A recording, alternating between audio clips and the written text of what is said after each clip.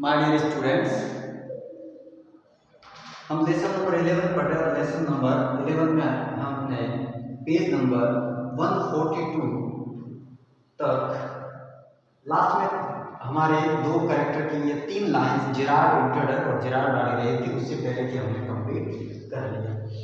Gerrard mystery which are propose to explain, यहाँ से हम नेक्स्ट पढ़ रहे हैं। एक रहस्य जिसे समझाने का मैं प्रस्ताव रखता हूँ, ऐसा जेरार्ड उस इंट्रोडर या उस घुसपैठी को कहता है। Gerard a mystery which are proposed to explain। Propose एक वर्ब है, यहाँ जो ये प्रपोज है वो फर्स्ट फॉर्म के रूप में यूज हो रहा है, सिंपल प्रेजेंट टेंस के अफर्मेटिव के रूप में यूज हो रहा है, टू एक्सप्लेन टू इन्फिनिटिव। ठीक है, इसके अलावा मैंने कुछ इस लेसन में जो नेक्स्ट अपना पेज है उसमें यूज हो रही वर्ब को मैंने ग्रीन बोर्ड पे लिखा है। इंस्पेक्ट वर्ब है, इंस्पेक्ट फर्स्ट फॉर्म है, ये रेगुलर वर्ब है, सेकंड और थर्ड फॉर्म इसकी इंस्पेक्टेड होती है। और इसी इंस्पेक्ट से इंस्पेक्शन नाउन बनता है, नाउन बनता है इंस्पेक्शन, INSPECTR। और इंस्पेक्शन ये नाउन है जिसका अर्थ होता है जांच या निरीक्षण, और इंस्पेक्ट वर्ब है जिसका अर्थ होता है जांच करना या निरीक्षण करना। इसी इंस्पेक्ट वर्ब से एक नाउन और बनती है इंस्पेक्टर, INSPECTOR। इंस्पेक्टर नाउन बनती है जिसका अर्थ होता है निरीक्षक या जांच करता। और इंस्पेक्टर के एक सिनोनिम में एक नाउन यूज होता है जिसे हम सुपरवाइजर, ये सुपरवाइजर भी सुपरवाइज वर्ब से बना है।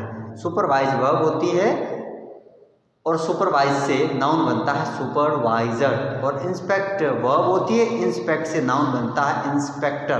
तो ये दोनों सिनोनिम हो गए, इंस्पेक्टर या सुपरवाइजर, दोनों का अर्थ निरीक्षक या जांच करता होता है। ठीक है, कॉमन वर्ड है हालांकि, बट हमें ध्यान रखने हैं। नेक्स्ट में यहाँ इंट्रोडर से पढ़ रहे हैं, आप लाइन लाइन मेरे साथ बने रहे। Intruder,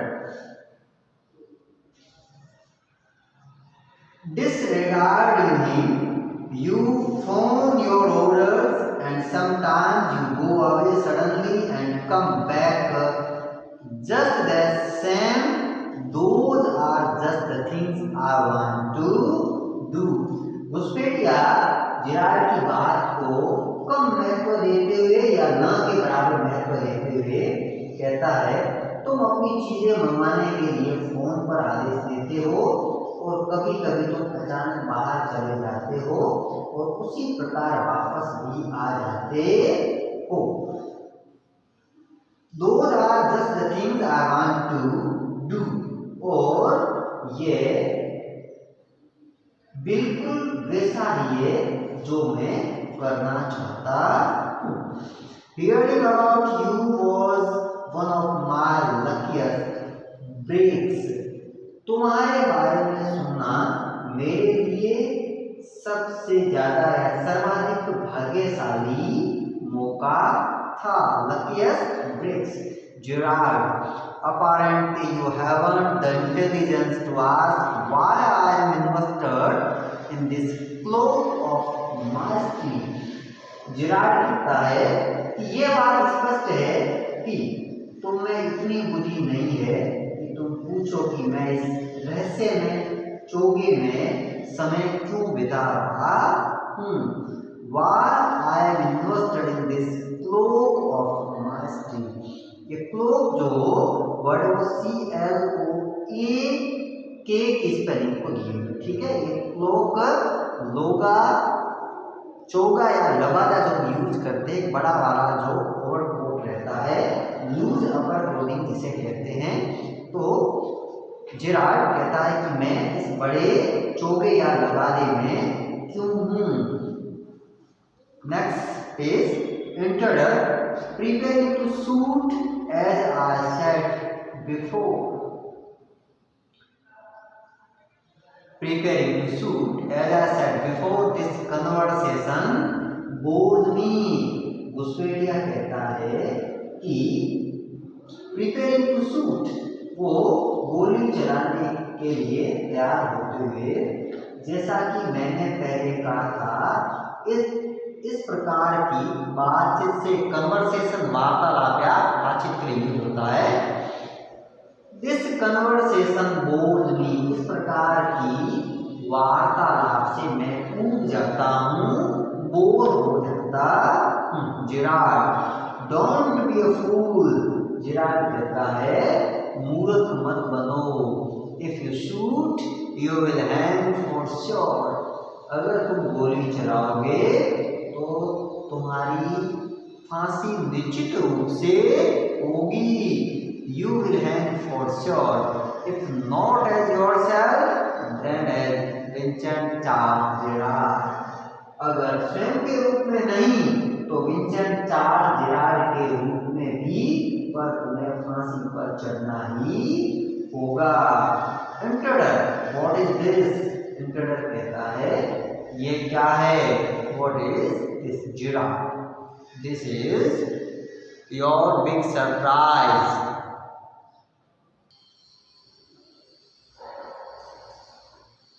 Yes, Gerard, this is your big surprise. Gerard कहता है ये तुम्हारा बड़ा आश्चर्य है। I said you wouldn't kill me and I was right. मैंने कहा कि तुम मुझे गोली नहीं मारोगे और मैं ऐसा कहने के लिए सही था। Why do you think I am here today and gone tomorrow? Never see tradespeople. तुम्हें क्या लगता है मैं आज यहाँ तो कल कहीं और जगह क्यों रहता हूँ? क्यों कभी व्यापारी लोगों से मैं नहीं मिलता हूँ? You say my habits would suit you. You say my habits would suit you. आप कहते हैं कि मेरी आदतें तुम्हारे लिए उपयुक्त रहेगी। यू आर क्रूक, तुम तो एक दुष्ट व्यक्ति हो। Do you think I am a Sunday school teacher? क्या तुम ये सोचते हो कि मैं एक संडे के दिन ओपन होने वाली स्कूल का टीचर हूँ? जनरली जो पादरी वगैरह होते हैं वो संडे के दिन टीचिंग करवाते हैं, उस दिन टीचिंग देते हैं, तो उसके लिए ये यूज हो रहा है। The games of age far as I am concerned, जहाँ तक मेरा संबंध है मेरा खेल पूरा हो चुका है, समाप्त हो चुका है। Things went wrong with me, मेरे साथ कुछ गड़बड़ हो गई। I shared it with bullets and got away, और मैंने इसके लिए गोलियां चलाई और मैं वहां से भाग निकला। Unfortunately they got one of my man, दुर्भाग्य से उन्होंने मेरे एक आदमी को पकड़ लिया। And found things the fool should have burn, और पुलिस के हाथे में चीज लग गई जो उस मूर्ख व्यक्ति को जला देनी चाहिए थी। Tonight I am expecting trouble. आज रात मुझे कुछ गड़बड़ होने की आशंका है। My bag is packed ready to clear off. मेरा बैग पैक है और मैं भागने के लिए तैयार हूँ। There it is. देखो वहाँ मेरा बैग रखा हुआ है। ऐसा जेरार्ड उस इंट्रोडर को सारी अपनी प्लानिंग के बारे में बताता है और उसे बातों में फंसाने या उलझाने का प्रयास करता है ताकि उसे अपने जाल से, जो इंट्रोडर जेरार्ड को मारने के लिए आया है, उसे वो ऐसा करने से रोक सके। Next line, intruder, it is a big all right and this is a gun, all right. What is all this? घुसपैठिया, ठीक है ये बैग है और ये तुम्हारी गन है, Gerard that is that is who is outfit.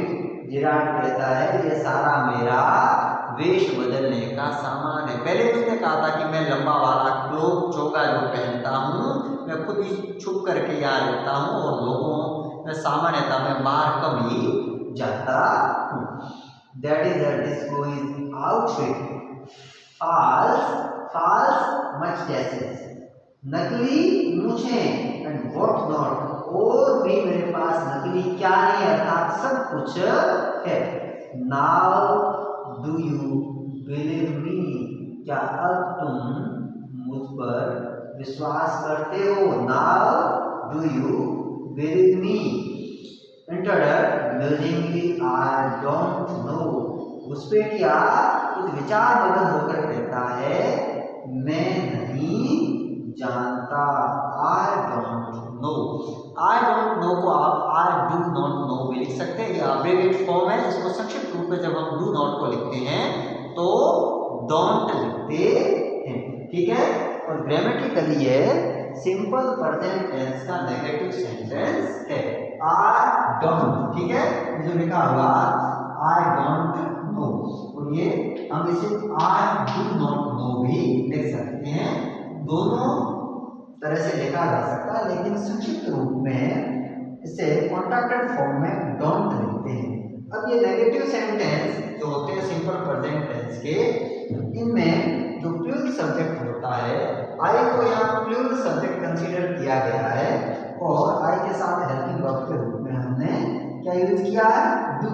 और जब भी सिंपल प्रेजेंट के जिन सेंटेंसेस में हेल्पिंग वर्ब यूज होती है, ऐसे सेंटेंसेस में हमेशा मेन वर्ब की फर्स्ट फॉर्म यूज की है।